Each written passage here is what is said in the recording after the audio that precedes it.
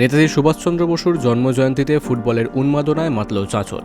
UR শান্তি ক্লাবের পরিচালনায় চাঁচল কলেজ হোস্টেল মাঠে আয়োজিত টুর্নামেন্টের প্রথম সেমিফাইনালে আজ মুখোমুখি হয়েছিল চাঁচল এফসি এবং চাঁচল নজরুল পল্লী আদর্শ ক্লাব।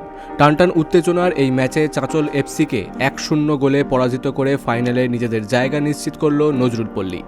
খেলার শুরু থেকেই দুই দলের মধ্যে হাড্ডাহাড্ডি লড়াই চললেও ম্যাচের 10 মিনিটের মাথায় নজরকাড়া একটি গোল করে দলকে এগিয়ে দেন নজরুল পল্লী আদর্শ ক্লাবের স্ট্রাইকার। এরপর চাঁচল এফসি গোল শোধের একাধিক সুযোগ পেলেও প্রতিপক্ষের ডিফেন্স ভাঙতে ব্যর্থ হয়।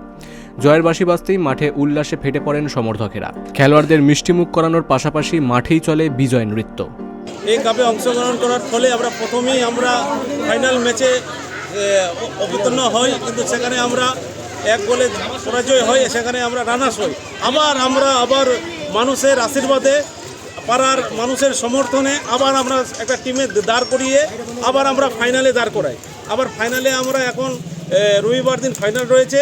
আমাদের পাশের পাড়া এবং একই পাড়া আমাদের যে খেলেনপুর, তাদের সঙ্গে প্রতিদ্বন্দ্বিতা করব। আশা করি আমরা সে খেলাতে জয়লাভ করব।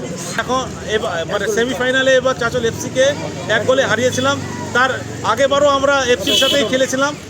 চাঁচল তারাও ভালো খেলেছে, আমরাও ভালো খেলেছি, কিন্তু হার জিত থাকবে।